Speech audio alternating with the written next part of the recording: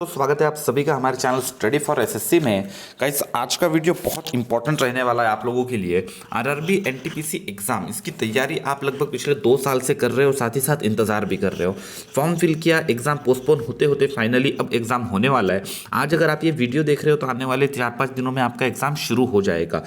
और ये 4-5 दिन यकीन मानो, ये वीडियो देखने के बाद आपको ऐसा लगेगा कि शायद पिछले 15-20 दिन में, एक महीने में इतने मार्क्स हमारे इंक्रीज नहीं हुए हैं जितना इन 5 दिनों में मैं आपको एग्जाम मार्क्स इंक्रीज करवाऊंगा आज के एक वीडियो से। इसके आगे कुछ नहीं, नो वीडियो, कोई वीडियो नहीं देखना है या कोई सीरीज वगैरह नहीं है। प्रीवियस ईयर हालांकि मैं सॉल्व करवाऊंगा, कुछ क्वेश्चंस इंपॉर्टेंट आपको बताऊंगा, लेकिन आपके सेल्फ स्टडी के लिए इसके अंदर मैं आपको आज के वीडियो में एक नॉर्मल सी स्ट्रेटेजी बताऊंगा, आपको वो फॉलो करना है। और 5 दिन के बाद नहीं, कल से ही आपको उसके अंदर फर्क देखने के लिए मिलेगा। बस वो स्ट्रेटेजी आपको फॉलो करनी है।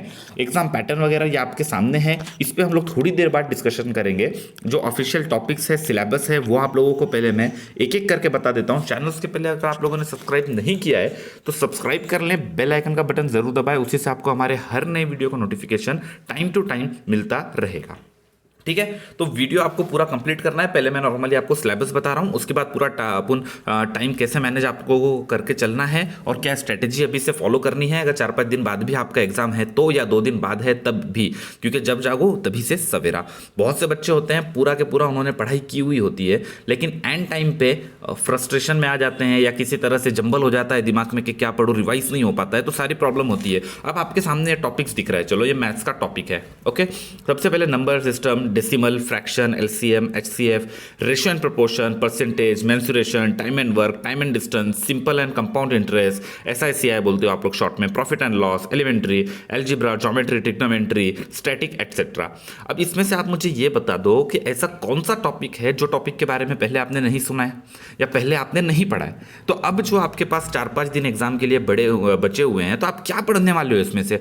हर टॉपिक में से कुछ ना कुछ आपको आता होगा और कुछ ना कुछ आपको नहीं आता होगा। तो ये डिफरेंशिएट कैसे करोगे कि मुझे क्या आ रहा है क्या नहीं आ रहा है? क्या आपके पास अभी इतना टाइम बचा हुआ है कि आप शुरू से दोबारा से पढ़ाई कर सको या पूरा के पूरा सिलेबस रिवीजन कर सको? इतना बड़ा है आपके पास, 3-3 टॉपिक है और जीए तो काफ़ी वाइड होता है, मैथ्स कैलकुलेटिव कई जगह पे हो जाता है। जितना डीप में जाओगे, एक अगर आप परसेंटेज ही उठा लो या रेशियो प्रोपोर्शन ही उठा लो, तो इसमें अगर आप डीप में जाने लगेंगे तो इतने डिफिकल्ट क्वेश्चंस भी आपको मिलेंगे कि आप एक ही टॉपिक में उलझ के रह जाओगे।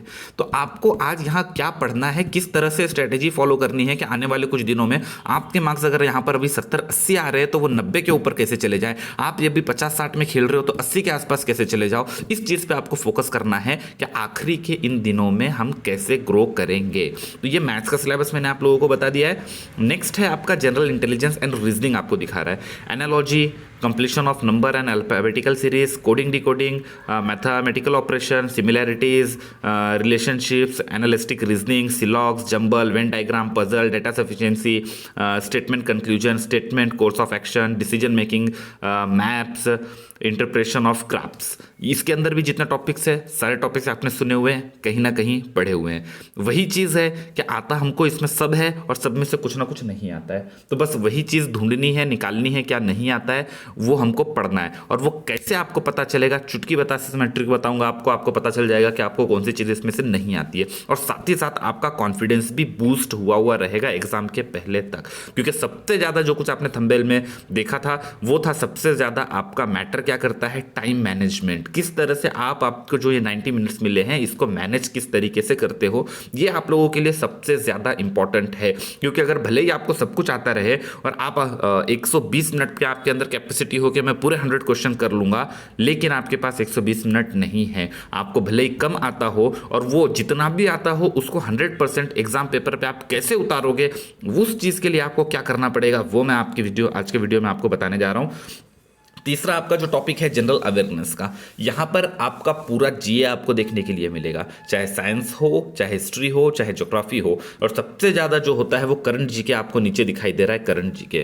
तो आपके इसमें क्वेश्चन जितने भी आएंगे उसमें 25-30% आप लोगों को वेटेज करंट अफेयर का देखने के लिए मिलेगा। अब बोलोगे सर कि कितने दिन की करंट अफेयर पढ़ें, तो अमूमन तो बोला जाता है 1 साल की आप पढ़ के रखो, लेकिन अभी टाइम नहीं है। अगर सरसरी तौर पर आपको देखना है, आप रिवाइज कर सकते हो और ज़्यादा फोकस से अच्छे से आपको देखना है तो आप यहीं से उल्टा पीछे चलो, यानी करंट ईयर के ही जीके देख लो यहाँ से 8-9 महीने के, और लास्ट 6 मंथ के देखोगे तो और बेटर है। उसके बाद अगर आपके पास और थोड़ा टाइम बचता है, आपको और पढ़ना है तो पीछे जाओ। यानी अभी हम लोग दिसंबर में है ना, तो अब अक्टूबर नवंबर की जीके से पढ़ना स्टार्ट करो। नवंबर में क्या हुआ है, अक्टूबर में क्या हुआ है, सितंबर में क्या हुआ है, अगस्त में, जुलाई में, जून में क्या हुआ है, इस तरीके से आप जीके पढ़ना स्टार्ट कर सकते हो। और बाकी जो चीज़ें हैं जो प्रीवियस ईयर आई हुई हैं, हाल ही में जो एसएससी के एग्जाम हुए हैं, चाहे वो सीजीएल हो या सीएचएसएल हो या सीपीओ का एग्जाम हो, उसके आंसर की भी आई हुई है, तो वो आपको क्वेश्चंस अवेलेबल हो जाएंगे, उसमें जाके देख सकते हो। जीए के कौन कौन से क्वेश्चन एसएससी इसके पहले पूछता आया है,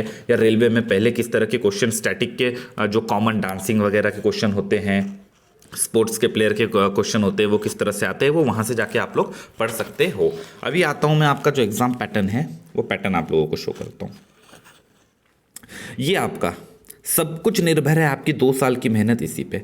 मैथमेटिक्स आपके 30 क्वेश्चंस आने वाले हैं 30 मार्क्स के लिए। जनरल इंटेलिजेंस एंड रीजनिंग आपके 30 क्वेश्चन आएंगे 30 मार्क्स के लिए। जनरल अवेयरनेस आपके आएंगे 40 क्वेश्चन 40 मार्क्स के लिए। और इसके अंदर जो मुझे सबसे ज़्यादा चीज़ पसंद आती है वो ये कि आपको रेलवे दे रहा है 90 मिनट्स। आप इसके अलावा दूसरे एग्जाम्स आपने दिए होंगे तो आपने देखा होगा कि आपको 60 मिनट में 100 क्वेश्चन करने पड़ते थे।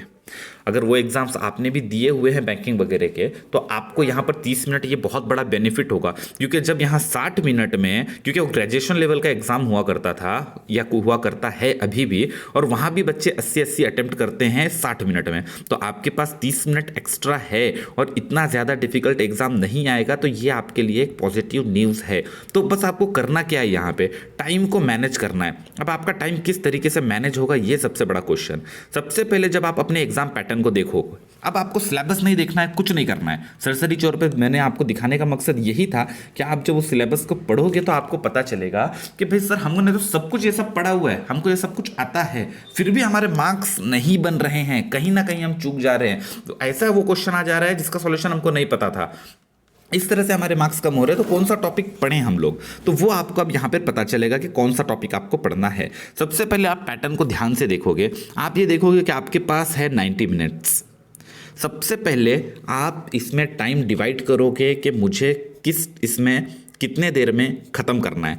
आपको 100 क्वेश्चन इन्होंने दिए हुए हैं, साथ ही साथ 100 मार्क्स आपको दिए हैं और 90 मिनट आपको दिए हैं। तो सबसे जो कम टाइम कंज्यूमिंग इसके अंदर होता है वो होता है जीए, उसके बाद रीजनिंग और मैथ्स होता है आपका।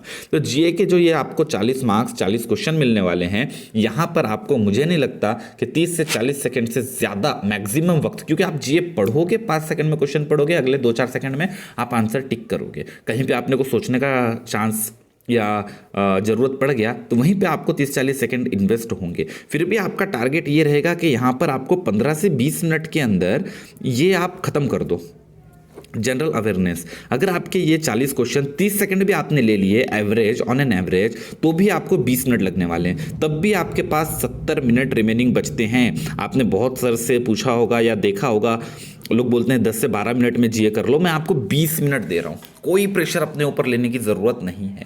अगर आप अच्छे हो, रीडिंग स्किल आपकी अच्छी है, सब कुछ अच्छा है, तो आप 12-15 मिनट में कर लोगे, या फिर 20 मिनट भी आप लोग दे देते हो तो बहुत कोई इशू नहीं है। क्योंकि 90 में से आपका 20 चला जाएगा, आपके पास 70 मिनट बचते हैं। और क्वेश्चन कितने होते हैं, 30-60 मिनट आपके पास होते हैं। तो 60 मिनट में आपको 70 क्वेश्चन करने हैं। तो बच्चों, एक क्वेश्चन कोई भी हो, रीजनिंग का हो चाहे मैथ्स का हो, वो इस तरह से डिज़ाइन नहीं किया जाता कि वो पर क्वेश्चन आपका 1 मिनट से ज़्यादा का टाइम ले। हाँ, कोई क्वेश्चन ऐसा हो जिससे रिलेटेड, जैसे कुछ पजल होती है जिसमें 5 क्वेश्चन आते हैं, तो वो इस तरह का क्वेश्चन होता है जो सॉल्व करने में आपको 2 से 3 मिनट लगते हैं। फिर उसके 5 क्वेश्चन पढ़ के उसको टिक करने में फिर 1-2 मिनट लगता है। तो ऑन एन एवरेज वो इसी तरह का आपका क्वेश्चन सेट करते हैं जिसमें आपको जितना क्वेश्चन है उतना ही टाइम या उससे कम टाइम लगे। यानी आपके 60 क्वेश्चन हैं तो वो इसी तरह से सेट किया हुआ एग्जाम रहेगा कि मैक्सिमम आपको इसको सॉल्व करने में भी 60 ही मिनट लगे। यानी आपके पास तब भी 10 मिनट एक्स्ट्रा बचता है। तो वो 10 मिनट आपको कहाँ इसमें इन्वेस्ट करना होगा, जो टॉपिक आपको ईजी नहीं लगता, जो आपको थोड़ा कैलकुलेटिव लगता है। और कुछ क्वेश्चन ऐसे होते हैं जो छोड़ने के लिए बने होते हैं, ये चीज़ आपको ध्यान रखनी है। हर क्वेश्चन के साथ में किसी तरह से कोई लड़ाई, कोई झगड़ा, कोई फाइटिंग करने के लिए आपको नहीं बैठना है। फर्स्ट व्यू में आप जाओगे, फर्स्ट रीडिंग में आपको जो आंसर्स क्लिक हो रहे हैं आप क्लिक करते हुए चलोगे, प्रॉपर स्ट्रेटेजी बनाओगे। आने वाले टाइम में एग्ज़ाम है, एग्ज़ाम जैसे ही होगा 28 तारीख को, उसके आने वाले टाइम में जो एग्ज़ाम्स होंगे, क्योंकि शुरुआत में 23 लाख बच्चों के एग्ज़ाम होंगे, फिर आगे धीरे धीरे और बच्चों के एग्ज़ाम होंगे, वो शेड्यूल्ड बाद में दोबारा से रेलवे आपको बताएगा। टोटल 2 करोड़ बच्चे हैं जिन्होंने ग्रुप डी को अगर मिला दे रेलवे में, तो 2 करोड़ बच्चे, 2 करोड़ से ज़्यादा बच्चे ऐसे हैं जिन्होंने एग्ज़ाम देना है, जिन्होंने एप्लीकेशन फॉर्म फिल किया हुआ है। तो जैसे जैसे एग्ज़ाम होगा तो किस तरह से क्वेश्चन आ रहे हैं, क्या पैटर्न बन रहा है, वो सारी चीज़ें मैं डिस्कस करूंगा। आप लोगों को सब्सक्राइब करके रखना है चैनल। अब आज से आपको करना क्या है, टाइम मैनेज किस तरह से करना है। तो नॉर्मल सा कोई बुक से अभी फिलहाल पढ़ने नहीं जाना है आपको। तीनों जो बुक्स हैं आपकी वो साइड में रख लेनी है फिलहाल, उसी में से पढ़ना है आपको। पर किस तरीके से पढ़ना है वो मैं आपको बताता हूँ। डेली आपने कहीं ना कहीं से मॉक टेस्ट लिया हुआ होगा, ठीक है, कॉमन सी चीज़ है, कहीं ना कहीं से मॉक टेस्ट लिया हुआ होगा। नहीं लिया है तो कोई सस्ता सा ले लीजिए, नहीं ले सकते तो आपके पास जो बुक्स होंगी उस बुक्स में पीछे जो प्रैक्टिस पेपर्स होते हैं वो होंगे, या फिर ऑनलाइन क्वेश्चंस आप ले लो और उनके बंच बना लो। अगर आपको परचेस नहीं करना है तो 30-30 क्वेश्चन ले लो आप मैथ्स के, 30 क्वेश्चन रीजनिंग के ले लो, 40 क्वेश्चन जनरल अवेयरनेस के कोई भी आप लोग ले लो। और क्या करना है आपको, रोज 2 ST, एक मॉर्निंग में और एक रात में। या फिर आपकी स्पीड थोड़ी कम है, थोड़े से एवरेज हो आप, तो आपको सिर्फ 1 ST देनी है। लेकिन इसमें काम क्या करना है आपको, 2 काम करने हैं। सबसे पहले क्या करना है, पहले तो डायरेक्ट आपके लिए जो ST होगी वो ST न्यू होगी, ठीक है, नई ST होगी। तो नई ST होगी तो उसमें बहुत से क्वेश्चन होंगे जो आपको नहीं समझते होंगे। तो सबसे पहले आप ST दोगे, 90 मिनट उसमें इन्वेस्ट करोगे। 100 मार्क्स का आपका एग्जाम होने वाला है। आपने 100 में से कितना अटेम्प्ट किया, समझ लो 50 ही किया आपने, क्योंकि ST में थोड़े से डिफिकल्ट क्वेश्चन होते हैं। तो आपको डीमोटिवेट नहीं होना है कि 50 ही आए मेरे। अगर आपके ST में 50 बन रहे हैं तो आप डेफिनेटली एग्जाम में जाके 65-70 ही बनाने वाले हो। इतना आपको अभी तक पिछले एग्जाम ST आपने दिए तो इतना आपको समझ में आ गया होगा। तो आपको जैसे 50 मार्क्स हुए, अब आपको क्या करना है कि आपके 50 मार्क्स कहाँ पे कम हुए हैं उस पर गौर करना है। उस पर गौर करोगे, उन क्वेश्चन का सॉल्यूशन देखोगे, सॉल्यूशन करोगे। अब कंडीशन क्या हो जाएगी कि आपने 100 में से 50 तो सही किए थे, उसमें से 25 आपके रॉन्ग हुए थे और 25 आपको आते नहीं थे, ठीक है, या आपने जो था वो छोड़ दिया था। तो जो आपके रॉन्ग हुए थे वो देख लोगे आप क्यों रॉन्ग हुए हैं, वो पता चल जाएगा। जो आपको नहीं आते थे वो 25 क्वेश्चन फिर आप सीख लोगे। अब क्या होगा, शाम तक जब सुबह आपने ये 6 से 7 में या 6 से 8 से 10 बजे तक एग्जाम दे दिया, उसके बाद अगले 2 से 3 घंटा आप बैठोगे एनालाइज करने। आप देखोगे ये जो 50 क्वेश्चन तो मैंने सही किए भाई, टाइम के अंदर किए अपने, ठीक है। लेट लगा है तो उसकी शॉर्ट ट्रिक्स वगैरह आप लोग ढूंढोगे, सर्च करोगे अपने से ही।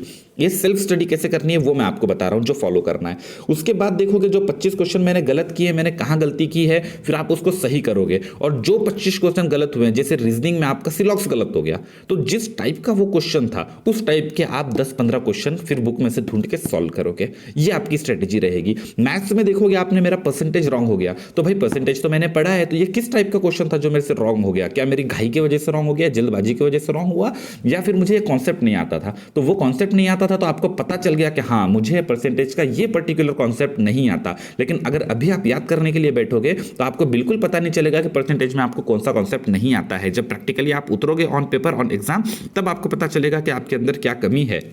उसके बाद क्या करोगे, अगले 25 क्वेश्चन जो आपके छूट गए हैं वो जीए के हो सकते हैं, स्टैटिक के हो सकते हैं। तो जीए में ज़्यादा लोड नहीं लेना है, क्योंकि जीओ में आप पूरा ज़मीन खुद का पढ़ डालो, नहीं आना होगा तो नहीं आएगा, आना होगा तो आपने जो पढ़ा है और वही आ जाएगा एग्जाम में। तो ये चीज़ें होती हैं, आपको ध्यान में रखनी है। तो जीए में ज़्यादा लोड मत लो, बस पढ़ते चलो जितना हो सकता है उतना। रीजनिंग और मैथ्स में से आपको अपने मार्क्स जाने नहीं देने, ये ध्यान में रखो। अब क्या होगा, 2-3 घंटे आप जब एनालिसिस कर चुके होगे, जैसे आपने, मैं 8 बजे से ही पकड़ के लेके चल रहा हूँ, चलो 8 से 10 आपने एग्जाम दिया, बाकी का जो 10-20 मिनट, आधा घंटा आपका बचा था 30 मिनट, उसमें थोड़ा सा आपने रेस्ट किया, दिमाग को रेस्ट दिया। तो 8 से 10 एग्जाम देके फिर 10 बजे आप एनालिसिस करने बैठे हो। 2-3 घंटे आपने अच्छी तरीके से एनालिसिस में दिए, 1 बजे के आसपास आपका एनालिसिस पूरा हुआ। अब क्या है, अब जो ये 100 क्वेश्चन थे इसमें से आपको पूरे के पूरे 100 के 100 क्वेश्चंस के आंसर आपको पता चल गए। अब आपको क्या करना है, अब दोबारा से सेम ST देनी है। मैंने आपको क्या बोला था, एक ST को 2 बार देना है आपको। पहली बार जब ST आपने दी तो उसमें आपको कुछ नए क्वेश्चंस मिले जो आपको नहीं आते थे, उनका सॉल्यूशन आपको पता चल गया है। अब दूसरी ST में आपको क्या करना है, अब आपको पूरे के पूरे 100 क्वेश्चन आते हैं। अब आपको देखना है कि ये पूरे क्वेश्चन क्या मैं कर सकता हूँ इन 90 मिनट्स के अंदर। और 90 मिनट मत लेना, उसमें आप अपना टारगेट रखना 80 मिनट का या 70 मिनट का, क्योंकि जीए का अगर आपको आंसर पता है तो आप तो 10-5 मिनट के अंदर ही पूरा जीए खत्म कर दोगे। खास फोकस करना रीजनिंग के ऊपर और मैथ्स के ऊपर, टाइम मैनेजमेंट के ऊपर। वहाँ पे ध्यान देना कि मेरा जो ये 30-60 क्वेश्चन है, क्या मैं 50 से 60 मिनट के अंदर इसको कर पा रहा हूँ, क्योंकि मुझे पता है। तो इस तरह से आपका क्या होगा, दोनों चीज़ें फॉलो होंगी। दोबारा आप 1 बजे जब खत्म होगा तो 1 से 3 बजे तक दोबारा आप एग्जाम देने के लिए बैठोगे। उसमें आपको पता चलेगा कि भाई मुझे 100 के 100 क्वेश्चन तो पूरे आते थे, लेकिन फिर भी मैं 90-80 मिनट में 80-90 क्वेश्चन ही अटेम्प्ट कर पाया। मतलब मेरे अंदर तो बहुत बड़ी कमी ये है कि मुझे पेपर तो आता है लेकिन मैं अटेम्प्ट नहीं कर पाता। दोबारा आपको एसटी देनी है और 100 मिनट में, ये 100 क्वेश्चन में से आपको 90 मिनट में 90 के ऊपर ही अटेम्प्ट मारने हैं। अब ये मैंने एवरेज बच्चे का बता दिया। उसके बाद टाइम आपके पास इससे और कम है या इतना टाइम है तो मिनिमम आपको इतनी तो स्ट्रेटजी फॉलो करनी है, इतनी स्टडी आपको करनी है और डेली बेसिस पे करनी है। आपके पास और टाइम है और आप पढ़ सकते हो, कर सकते हो। आप 70-80 करेक्ट कर ले रहे हो, 10-20 क्वेश्चन आपके गलत हो रहे हैं, टाइम मैनेजमेंट का भी इतना इशू नहीं है, तो आपको यही चीज़ 2 बार करनी है। एक बार आपने फर्स्ट एसटी लगाई, दोपहर में 3 बजे तक उसका पूरा एनालिसिस करके दोबारा से टाइम मैनेजमेंट किया आप लोगों ने, और बराबर 1.5 घंटे के अंदर आपने 90 के ऊपर अटेम्प्ट मार दिए हैं। तो आप क्या करोगे, 3 के बाद फिर एक बार दोबारा नेक्स्ट एसटी नंबर 2 उठाओगे, दोबारा से उसको सॉल्व करोगे। उसमें कुछ आपको नए क्वेश्चन मिलेंगे, उन नए क्वेश्चन में से आपने समझ लो 70 सही किया तो बाकी 30 को आप एनालिसिस करोगे, फिर आपको 100 आ जाएंगे, फिर वापस से दोबारा से उसी एसटी को आप दोगे और फिर आप 100 में से 100 अटेम्प्ट करने की कोशिश करोगे, क्योंकि आपको आंसर ऑलरेडी पता है। तो इस चीज़ से आपका क्या होगा, एक तरफ तो आपको पता चल जाएगा कि मुझे कौन से टॉपिक नहीं आ रहे और क्या पढ़ना है, वो चीज़ उठाओगे। अगला 2 घंटा वो पर्टिकुलर टॉपिक आप पढ़ोगे जो जो आपका गलत हुआ है, बस उसी में से पढ़ोगे। और उसके बाद जैसे वो आ जाएगा तो आपको पता चलेगा हाँ भाई अब मुझे ये एग्जाम तो आता है। तो अब आपको देखना है कि क्या मैं इस पर्टिकुलर टाइम के अंदर इस एग्जाम को कर सकता हूं। अगर कर सकता हूं तो फिर आपको तुरंत करना है और देखना है कि क्या वाकई में कितना पानी में हूं या कितना नहीं हूं। वीडियो लंबी हो गई है काफ़ी, चलो ज़्यादा और लंबा नहीं करते हैं। और भी जो कुछ भी अपडेट होगी वो मैं आने वाले टाइम में आप लोगों को देता रहूँगा। चैनल आपको सब्सक्राइब करके रखना है। कोई कन्फ्यूजन, कोई भी चीज़ हो, नीचे कमेंट बॉक्स में आप लोग पूछ सकते हो, वहाँ पर मैं आपका आंसर दूंगा। अभी के लिए वीडियो में इतना ही। Thank you, bye bye.